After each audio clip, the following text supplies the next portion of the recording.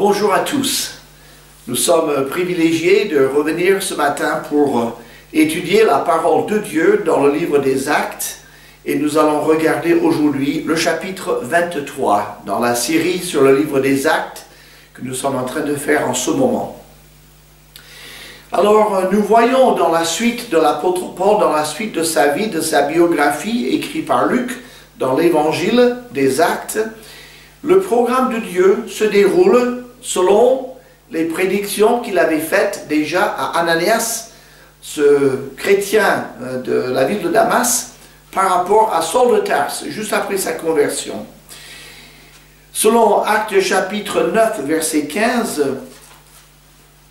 le Saint-Esprit dit à Ananias, « Va, car cet homme est un instrument que j'ai choisi pour porter mon nom devant les nations, devant les rois et devant les fils d'Israël. » Alors, l'apôtre Paul vient de donner son témoignage de manière définitive aux fils d'Israël dans la cour du temple, dans Actes chapitre 22, c'était la veille, mais le lendemain, le tribun, qui s'appelle, on le prend dans le verset 25 du chapitre 23, s'appelle Claude Lysias, n'avait toujours pas un motif clair pour son acte d'accusation, car il avait arrêté l'apôtre Paul, il a découvert qu'il était citoyen romain, né citoyen romain, et comme il était incarcéré sous la conduite du tribun, le tribun devait fournir un acte d'accusation qui tienne la route,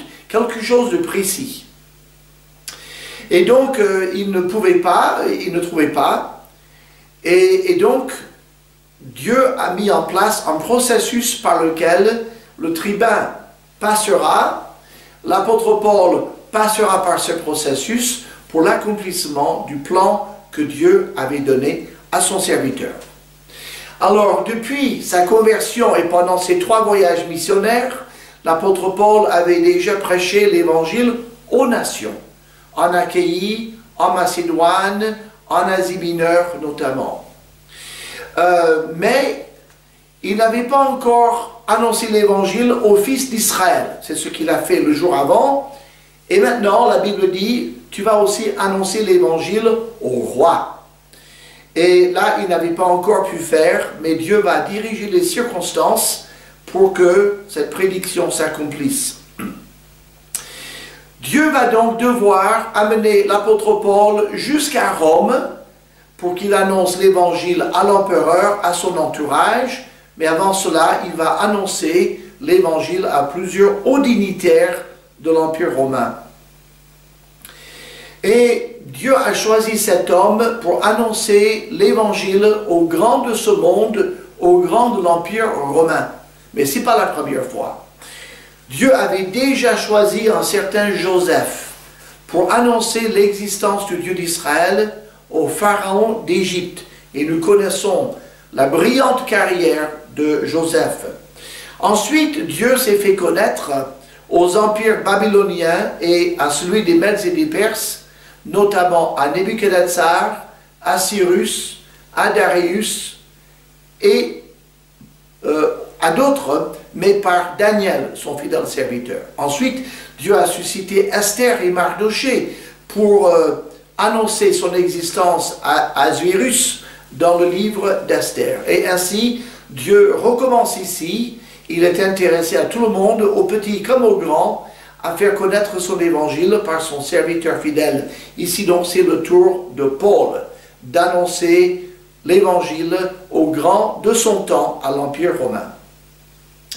Mais d'abord, il a annoncé l'évangile, donc il a annoncé son témoignage aux fils d'Israël le jour avant, mais comme Lysias n'avait pas de chef d'accusation, il dit à Paul, je vais te présenter demain au Sanhédrin, dans le verset 30 du chapitre 22, le lendemain, voulant savoir avec certitude de quoi les Juifs l'accusaient, le tribun lui fit ôter ses liens et donna l'ordre aux principaux sacrificateurs et à tout le Sanhédrin de se réunir, puis il fit descendre Paul et il le plaça au milieu d'eux. C'est maintenant la 5e fois qu'un témoignage formel sera donné au Sanhédrin. C'est le gouvernement du peuple juif. La 5e fois. La première fois, c'était au procès de Jésus lui-même, en Luc chapitre 22. La deuxième fois, c'était au procès de Pierre et Jean, en Actes chapitre 4. La troisième fois, c'était au procès des apôtres, dont on trouve le récit en Actes chapitre 5. La quatrième fois, c'était au procès d'Étienne, au chapitre 6 et 7, qui a bien sûr terminé par le martyre d'Étienne, de la main de ces Sanhédrins. Mais ce qui est touchant, c'est qu'à chacune de ces occasions, quand l'Évangile a été présenté au gouvernement juif de son époque, au 1er siècle, Dieu a accompagné ce témoignage par des preuves divines. Par exemple, la première fois que Jésus s'adresse au Sanhédrin, c'est Pilate, le gouverneur romain, qui vient prendre position pour Jésus, en disant « Je ne trouve rien de mauvais dans cet homme n'est coupable d'aucun crime. » Si le Sanhédrin avait voulu avoir tant soit peu d'ouverture, ils auraient tenu compte de l'avis du gouverneur. Mais Pierre et Jean, quand ils ont été mis en procès par le Sanhédrin, c'est parce qu'ils avaient guéri un paralytique né juste avant leur procès. Et tout le monde reconnaissait qu'un miracle avait été accompli.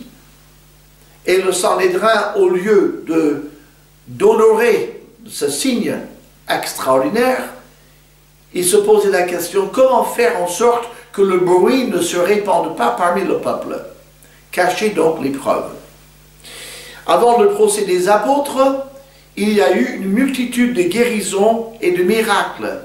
Des miracles à tour de bras, des centaines de personnes guéries, des centaines de projets, de prodiges qui ont eu lieu. Et la nuit, avant leur apparition, comme on les avait tous enfermés dans la prison, un ange les a libérés. Et le jour de leur audience, quand on est allé à la prison, on ne trouvait pas les prisonniers. Ils étaient partis pendant la nuit. Et on les a retrouvés au temple en train d'enseigner comme s'ils n'avaient pas été incarcérés. Ce qui a conduit la police locale à amener avec beaucoup de douceur les apôtres devant le Sanhédrin pour leur procès. Et puis, le témoignage d'Étienne. Après son témoignage et son message, la Bible dit, son visage paraissait à ses accusateurs comme celui d'un ange. Son visage brillait d'une lumière céleste. Et quand ils l'ont lapidé pour le faire mourir, ils ont entendu prier Dieu de ne pas leur imputer ce péché. Il a demandé à Dieu de pardonner à ceux qui le lapidaient. Donc, on peut vraiment dire que l'Éternel, le Dieu d'Israël, a fait tout son possible pour montrer de la manière la plus crédible qui soit que Jésus était vraiment le Messie et qu'il est vraiment le Dieu d'Israël. Malgré cela, 4 fois, le Sanhédrin a repoussé le témoignage et a voulu tuer les témoins. Donc maintenant, l'apôtre Paul, c'est le 5e et dernier témoin devant le Sanhédrin. Il arrive devant le Sanhédrin, donc le gouvernement juif du peuple d'Israël, et dans les 10 premiers versets, il donne son témoignage. Paul, les regards fixés sur le Sanhédrin, dit « Homme frère, c'est en toute bonne conscience que je me suis conduit jusqu'à ce jour devant Dieu. » Le souverain sacrificateur Ananias ordonna à ceux qui étaient près de lui de le frapper sur la bouche. Alors Paul lui dit « Dieu te frappera, muraille blanchie. Tu es assis pour me juger selon la loi, et tu violes la loi en ordonnant qu'on me frappe. » Ceux qui étaient près de lui dirent « Tu insultes le souverain sacrificateur de Dieu. » Et Paul dit « Je ne savais pas, frère, que c'était le souverain sacrificateur, car il est écrit « Tu ne parleras pas mal du chef de ton peuple. » Paul, sachant qu'une partie de l'assemblée était composée de Sadducéens et l'autre de pharisiens, s'écria dans le Sanhédrin « Homme frère, je suis pharisien, fils de pharisien, c'est à cause de l'espérance et de la résurrection des morts que je suis mis en jugement. » Quand il lui dit cela, il s'éleva une discussion entre les pharisiens et les sadducéens, et l'assemblée se divisa. Car les sadducéens disent qu'il n'y a point de résurrection, et qu'il n'existe ni ange ni esprit, tandis que les pharisiens affirment les deux choses. Il y eut une grande clameur, et quelques scribes du parti des pharisiens, s'étant levés, engagèrent un vif débat et dirent: « Nous ne trouvons aucun mal en cet homme, peut-être un esprit ou un ange lui a-t-il parlé. » Comme la discorde allait croissant, le tribun, craignant que Paul ne soit mis en pièces par ces gens, fit descendre les soldats pour l'enlever du milieu d'eux et le conduire à la forteresse.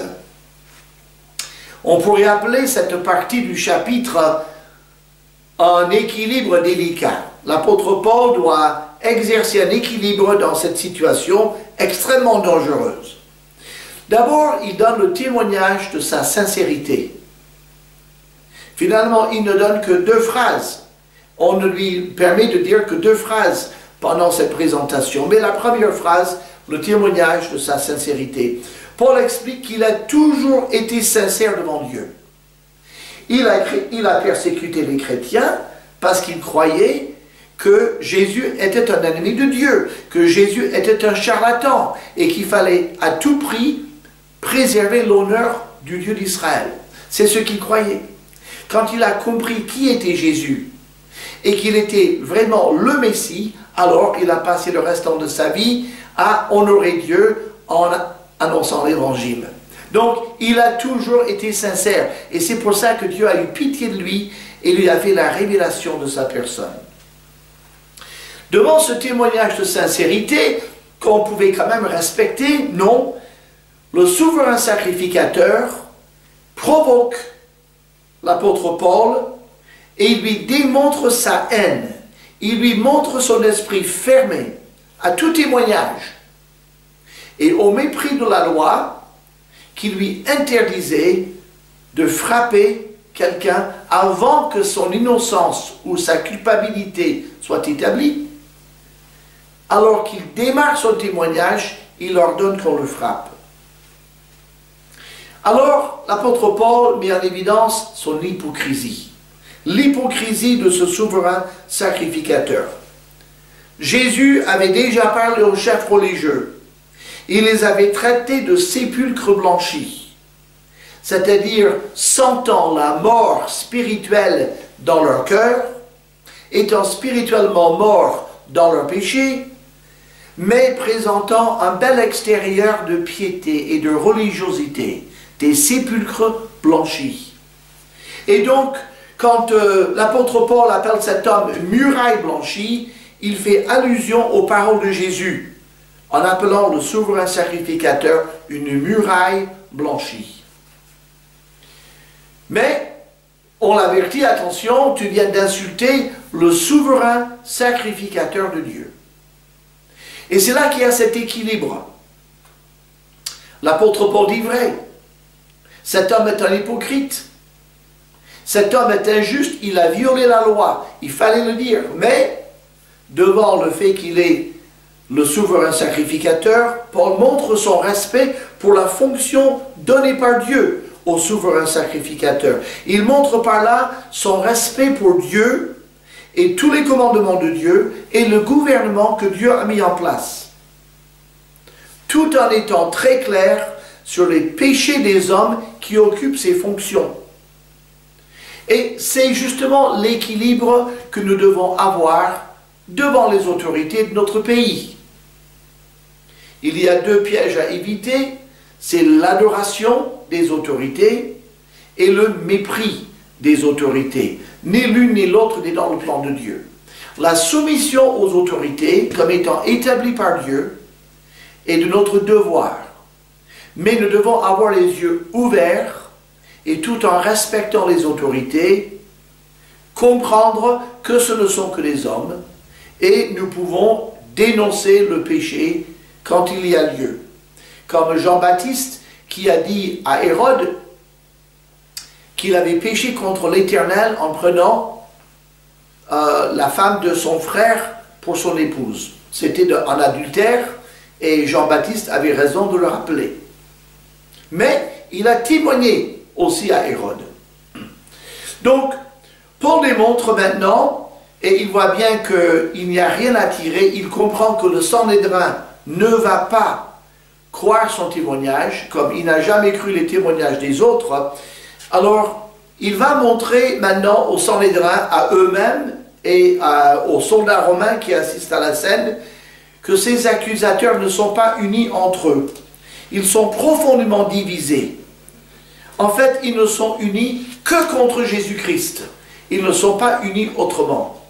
Et donc, il prend position, et il a tout à fait raison de le faire, il prend position comme pharisien. L'apôtre Paul était un pharisien. Et les pharisiens étaient très à cheval sur l'observation de la loi. Ils voulaient vraiment vivre pour Dieu. Ils avaient une certaine sincérité. Et ils croyaient que la Bible était la parole de Dieu. C'était un peu les fondamentalistes de leur époque. Seulement, comme ils n'ont pas placé leur confiance en Jésus-Christ, comme ils étaient hypocrites, ils étaient en dehors de la grâce de Dieu. Mais ils croyaient à la résurrection des morts. Paul, Saul de Tarse, a toujours cru que les morts ressuscitent. Il a toujours cru à l'existence des anges, des esprits, du monde invisible. Et tandis que les Sadducéens ne croyaient en rien, finalement. C'était ce qu'on appelle les libéraux de leur époque, c'est-à-dire la Bible ne fait pas autorité, Dieu existe sans doute, mais il n'y a pas de miracle, il n'y a rien de miraculeux. Ils ne croyaient en rien de miraculeux. Donc, ils niaient finalement une grande partie de la parole de Dieu. Par contre, ils étaient très bons en politique. Ils manœuvraient pour avoir les meilleures places dans le système politique du peuple juif. Alors, le fait que Paul est pharisien, fils de pharisien, qu'il a toujours cru à ces choses-là, et qu'il y croyait encore, puisque les chrétiens, comme les pharisiens, croient à la résurrection, il dit: la raison pour laquelle je suis en procès devant vous, c'est que je crois à la résurrection. Bien sûr, à la résurrection de Jésus-Christ, le Messie. Mais il dit, c'est ce message-là qui gêne, puisque le peuple a pris position contre la résurrection de Christ, alors que moi j'affirme qu'il est ressuscité, et j'affirme qu'il est ressuscité parce que je crois à la résurrection des morts, et je crois à la résurrection de tous les hommes. Et donc, faisant ainsi, en se présentant comme un pharisien qui croit à la résurrection, il montre à ses co-religionnaires, aux autres pharisiens, que ce n'est pas logique de ne pas croire son témoignage, parce que son témoignage est basé sur la résurrection de Jésus-Christ.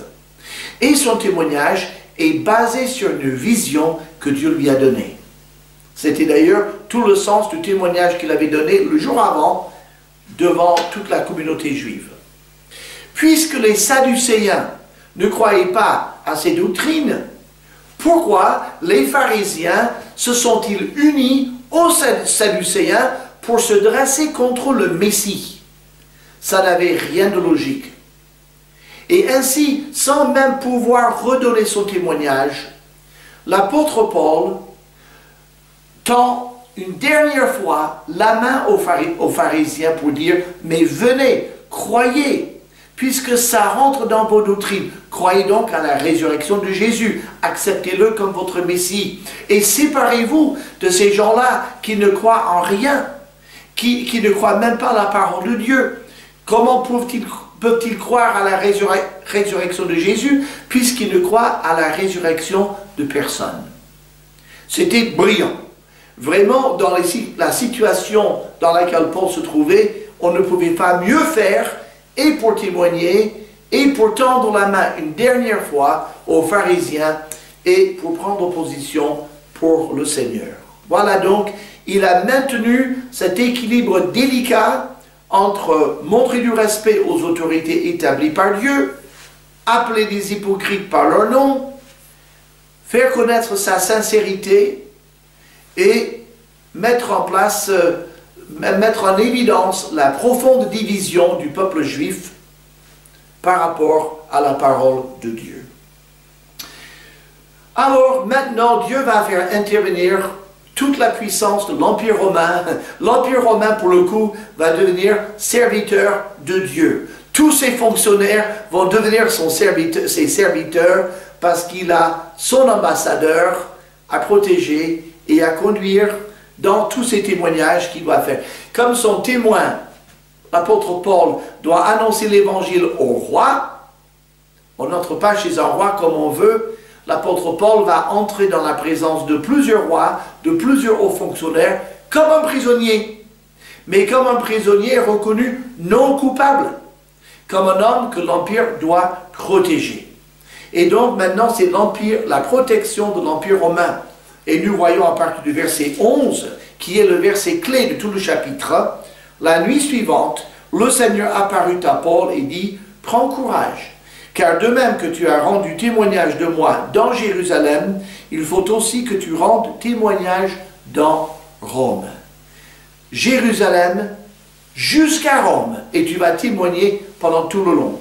Quand le jour fut venu, les Juifs formèrent un complot et firent des imprécations contre eux-mêmes en disant qu'ils s'abstiendraient de manger et de boire jusqu'à ce qu'ils aient tué Paul.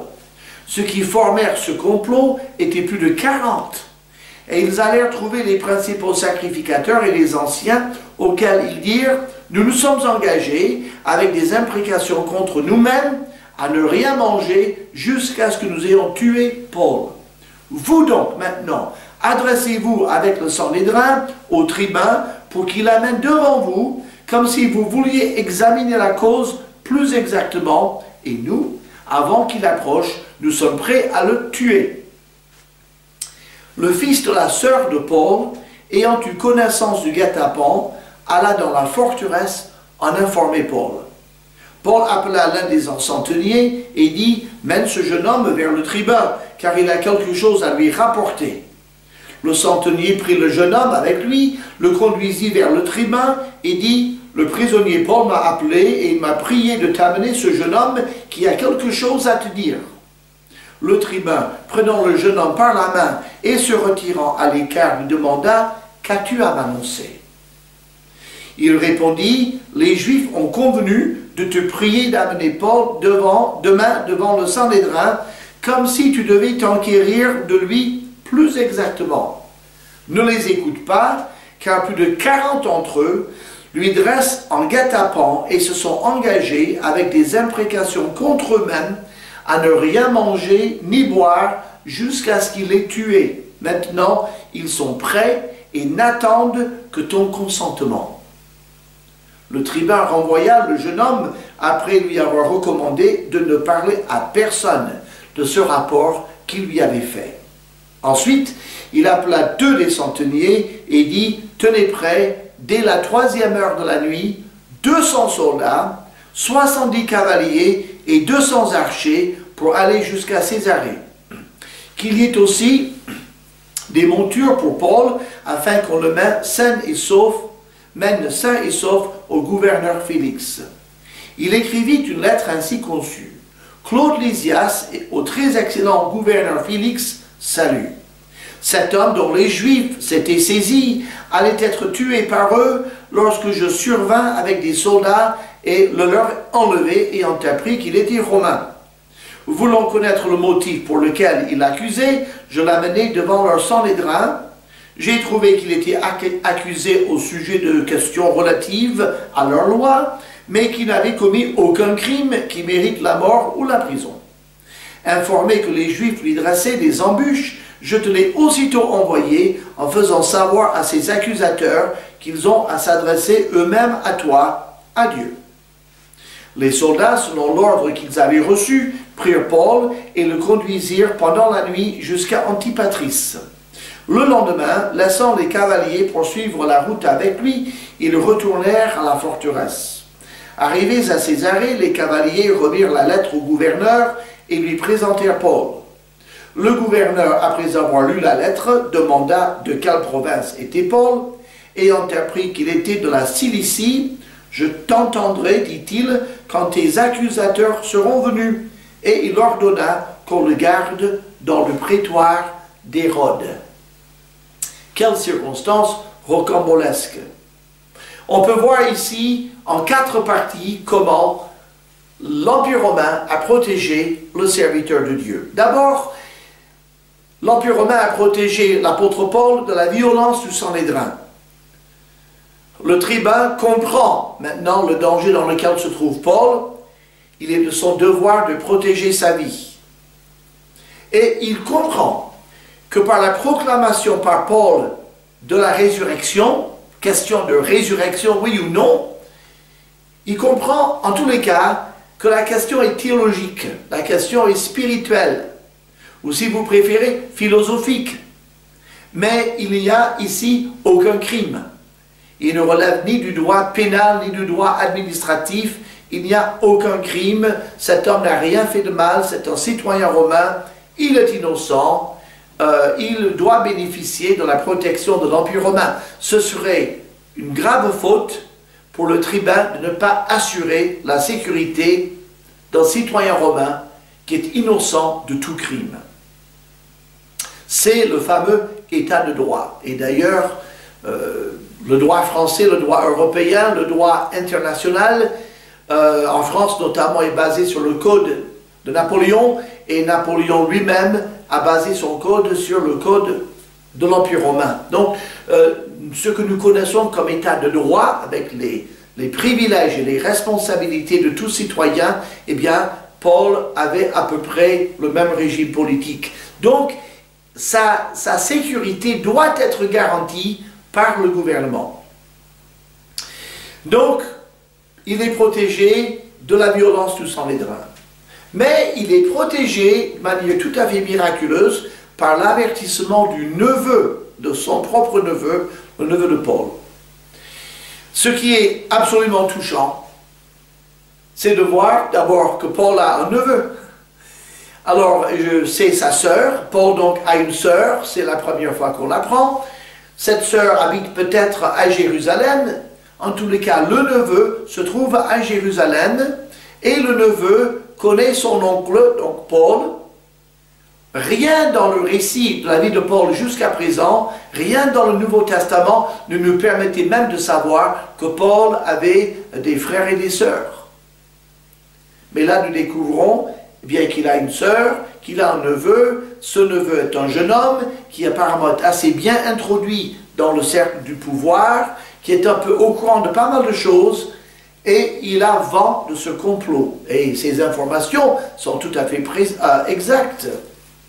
Alors ce complot pour tuer Paul devait rester secret, bien entendu. Mais Dieu a ses moyens en place pour révéler les secrets les mieux gardés. Ce n'est pas la première fois que des gens pensaient pouvoir avoir un secret que Dieu a révélé en plein jour. Et quand le neveu vient voir son oncle pour expliquer de quoi il s'agit, eh bien, Paul, c'est facile pour lui de dire au centenier, ce jeune homme a quelque chose à dire au tribun. Il faudrait le conduire au tribun. Au lieu de lui dire lui-même, il dit, je préfère que le témoin aille lui-même le dire. Donc, son avertissement au tribun paraît tout à fait crédible. Le tribun le prend très au sérieux. Pourquoi? Parce que le tribun avait toutes les raisons de comprendre que Paul, qu'on voudrait le tuer. Déjà, on a essayé de le tuer le jour avant. Ensuite, devant le Sanhédrin, il croyait qu'on allait le mettre à mort, le tailler en pièces, littéralement. Donc, il a sauvé 2 fois de la mort. Donc, il comprenait la haine manifestée contre Paul. Et dans l'obligation d'assurer sa sécurité, il y a ce qu'on appelle le principe de précaution. Le tribun comprend, demain, ils vont me demander de pouvoir réexaminer mon prisonnier. Maintenant, je sais que c'est un prétexte pour pouvoir l'assassiner demain. Et s'il y a 40 hommes qui ont juré contre eux-mêmes, autrement dit, ils ont dit que Dieu me damne, que Dieu me maudisse, si je mange ou que je bois avant d'avoir tué cet homme, il est certain qu'ils feront tout leur possible pour l'assassiner. J'aurai beaucoup de mal à le garder en vie s'il y a 40 hommes qui sont décidés à le faire mourir. Donc, La meilleure chose à faire, c'est de prendre très au sérieux cette menace et d'éloigner mon prisonnier de cette ville cette nuit même. Donc, en partant la nuit même, Paul ne sera plus du tout dans la région. Il ne pourra pas retourner devant le Sanhédrin, et quand les gens viendront pour lui dire « Est-ce qu'on peut revoir le prisonnier une dernière fois devant le Sanhédrin ?» Le tribun pourra dire « Mes amis, il est parti, il n'est plus ici, il est ailleurs. » Mais attention, il prend la menace très au sérieux, parce que vous avez 40 forcenés. Le voyage de nuit est accompagné de soldats. Le départ se fait le 3e heure de la nuit, ça correspond à 21 heures, donc 9 heures. Il faisait bien nuit déjà à 21 heures au Moyen-Orient, et il y a un cortège quand même de 400 soldats, plus 70 cavaliers. Et ils vont aller à Antipatris, dans la nuit. Alors je vous laisse imaginer le train que ça a dû prendre, ils ont dû aller assez rapidement. Le tribun avait vu la haine et il savait que c'était terrible. Antipatris est situé à 60 km au nord de Jérusalem et pendant le reste du voyage jusqu'à Césarée, Paul sera accompagné de 70 cavaliers. Donc, sécurité maximum. On comprend à quel point le tribun se méfie de ce complot. Et donc, non seulement Claude Lysias protège l'apôtre Paul physiquement au moyen de ses gardes armés, mais il le protège en proclamant son innocence devant le gouverneur Félix vers lequel il envoie. On voit donc, il écrit une lettre, et c'était sans doute une obligation. On ne peut pas envoyer un homme sans dire de quoi il s'agit. Et on voit bien dans sa lettre que le tribun, il se couvre aussi. Il dit, j'ai fait le maximum pour découvrir les chefs d'accusation pesant contre cet homme. À travers mes recherches, je suis persuadé, j'ai eu la preuve qu'il n'y a rien de criminel dans cet homme, c'est simplement des questions théologiques et religieuses, et comme ces gens sont fanatiques pour leur religion, ils veulent le tuer pour cette raison-là, mais ce n'est pas une raison de tuer quelqu'un. On est dans un état de droit, il n'y a pas de crime de commis, il ne mérite pas la mort. Et donc, il informe Félix que Paul est menacé de mort s'il est libéré. Autrement dit, je vous l'envoie, mais ne le libérez pas parce qu'il y a des gens qui veulent l'assassiner. Il faut le garder à l'intérieur de la prison et le protéger. En fait, Paul est en prison pour être protégé des loups qui sont dehors.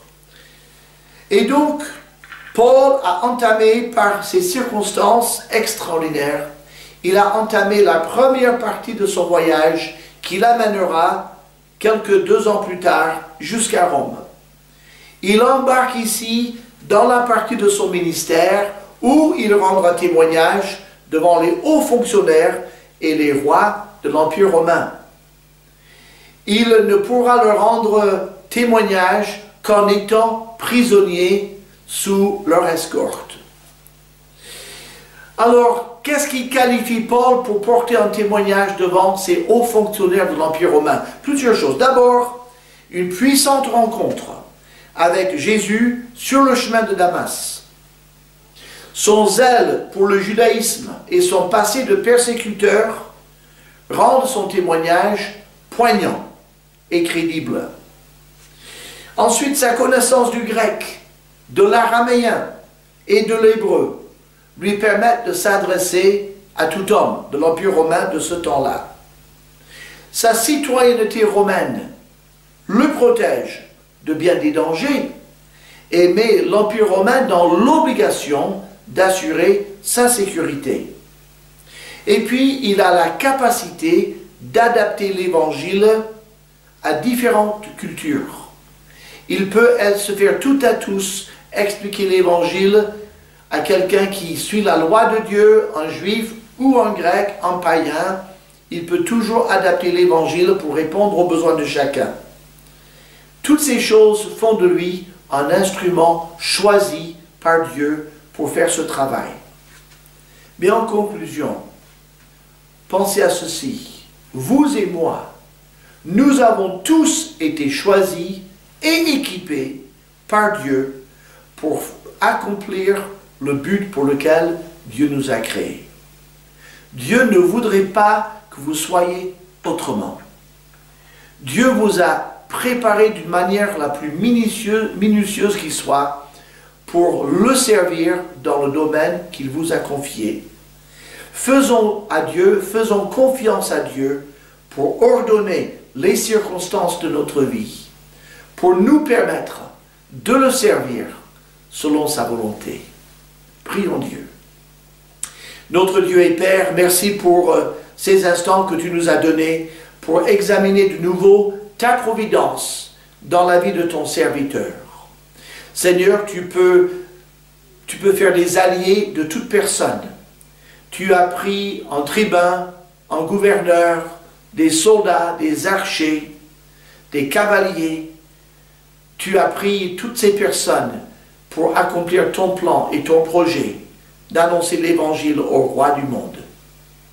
Et nous te remercions pour le fait que tu peux diriger les circonstances de notre vie d'une manière tout aussi divine pour nous permettre d'accomplir les buts et les objectifs pour lesquels tu nous as choisis et que tu nous as sauvés. Nous voulons te rendre gloire et honneur. Rends-nous fidèles à accomplir ta volonté. En Jésus-Christ nous prions. Amen.